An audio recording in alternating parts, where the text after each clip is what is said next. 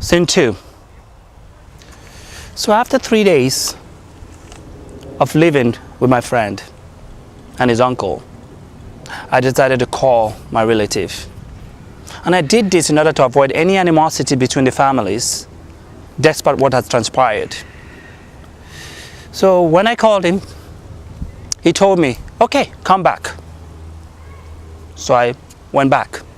On arrival, he gave me a 30-day ultimatum to be out of his house. And he proclaimed, he said, you will never amount to nothing.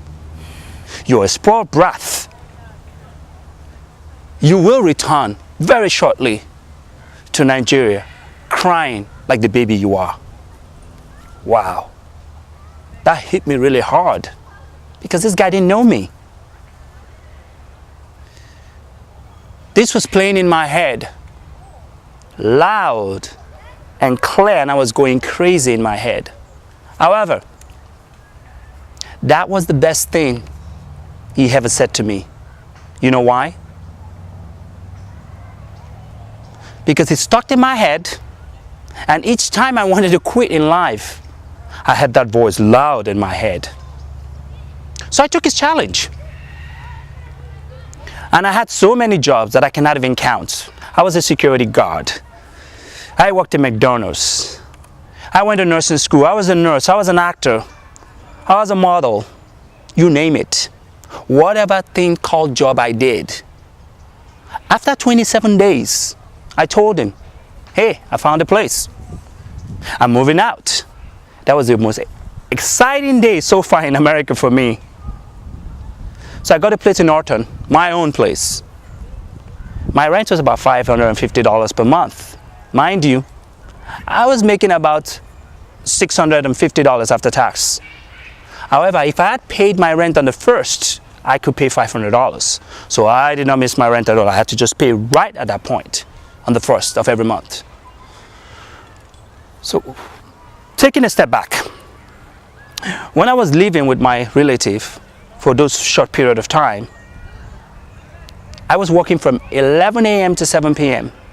as a security guard, and then 10 a.m. to 4 p.m. in McDonald's. I had a window of about 2 hours to sleep before my McDonald's shift. However, I didn't have a key to the home anymore because, you know, I'm dishonest, I'm a thief. So I couldn't have the key anymore. So there was no way for me to take a nap. So I slept on the doormat in front of the house until my aunt, who was also a nurse, returned at 8:30 in the morning. But sometimes 10 a.m. is when she showed up to open the door. All I could do was rush in, change, and head out. The worst part of going to work was the bus system. Now, get ready to laugh. I'm happy I'm laughing about this, but it wasn't funny back then. See, I didn't realize how the bus system worked, you know, with the numbers and all this type of stuff. Where I came from, they just yelled, where you going? If you're going to Marina Del Rey, the bus says, Marina Del Rey, Marina Del Rey, and you know where you're going. But here I found out it was a number system. So I'll give you an example. Bus 151. Okay, that's the number I saw. I just get into the bus, not knowing whether it was going north, south, east, or west. It didn't matter to me. It was the same number. So several times I would go for miles the opposite direction. Now, it gets even funnier. The most funny part of this was I didn't understand also that the bus were timed and they came at a particular time, probably sometimes 10 minutes apart. So when I get to the bus station and I just barely miss the bus, I will run after the bus and keep running to the next bus stop. But as you know, before I get there, the bus moves again.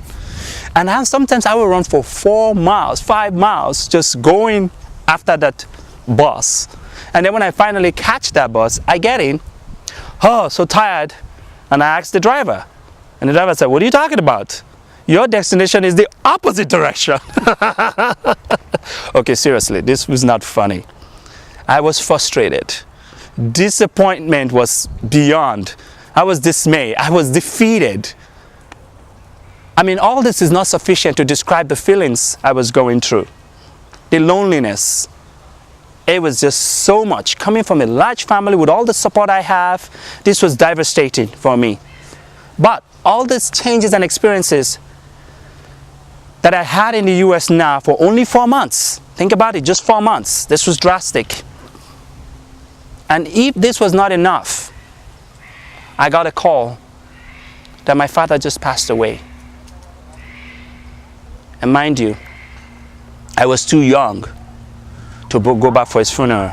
Remember, I was not 21. That's Africa for you.